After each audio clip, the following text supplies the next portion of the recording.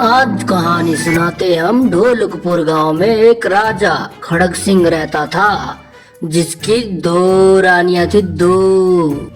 और एक रानी से उसका एक बच्चा भी था, जिसका नाम था चिंटू। और चिंटू बहुत नटखट था और बहुत ही अच्छी अच्छी शरारतें करता था। और दोनों रानियों की आपस में इतनी पटती थी कि मानो कि दोनों सगी बहनें हो।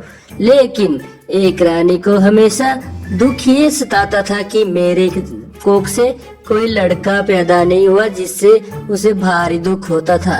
एक दिन जब एक रानी अपने बागीचे में टहल रही थी, तो वो सोच रही थी, मेरी प्रजा मेरे बारे में क्या क्या बातें करती है, मेरी कोख से कोई बच्चा नहीं है, हे भगवान। फिर उसने अपनी माँ को फोन लगाया और फोन पे उसने बात की। माँ मुझसे कोई बच्चा नहीं है, अगर आपके पास किसी ज्योतिषी का नंबर हो तो बताओ, मैं ज्योतिषी के पास जाऊंगी। बेटी, त्रिवेणी नामक जंगल में एक हकीम बैठे होंगे, वो तुम्हारी बच्चा न होने की समस्या को जरूर पूरी करेंगे। एक बार वहां जाके। जंगल तो माँ ने यही बताया था, पर बाबा कहीं नजर नहीं आ रहे। मुझे डर भी लग रहा है, कहीं जंगली भालू, शेर इत्यादि मुझे खा न जाए। हे बाबा, कहाँ? लगते तो यही बाबा है। हे बाबा, मुझसे बच्चा नहीं हो रहा बाबा, मुझे कोई उपाय बताओ बाबा, मुझे कोई उपाय बताओ। मैं बहुत दुखी मन से आपके पास आई हूँ बाबा।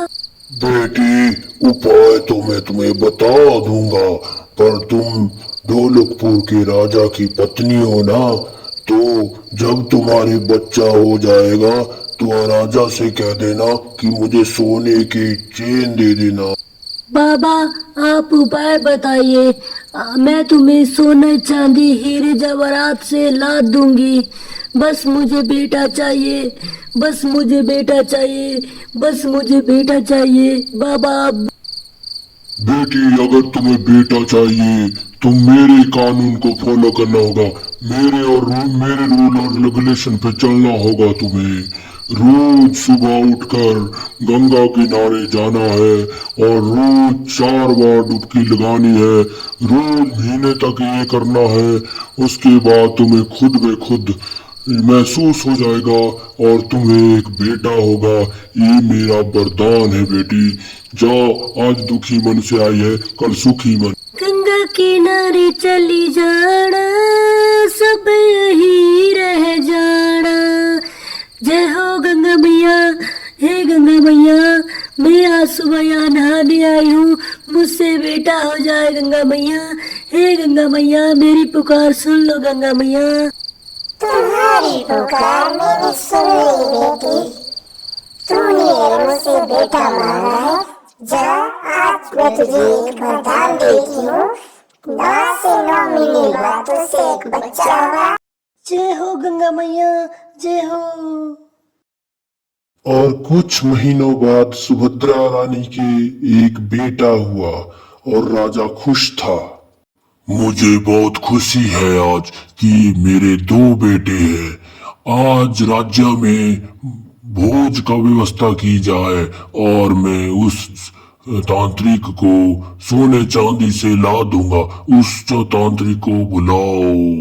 लो बाबा, बच्चा होने की खुशी में मैं तुम्हें सोने का घर दान करता हूँ बाबा, और आपका बहुत बहुत धन्यवाद बाबा, आपने मेरे सुभद्रा। और इसी प्रकार से राजा बेटा होने की खुशी में खुश था, और राजा ने बेटा होने की खुशी में पूरे राज्य को जो है 1 साल का राशन फ्री ऑफ कॉस्ट देने का वादा किया। और इसी प्रकार से प्रजा खुश थी कि राजा ने अपना बैट हटा दिया।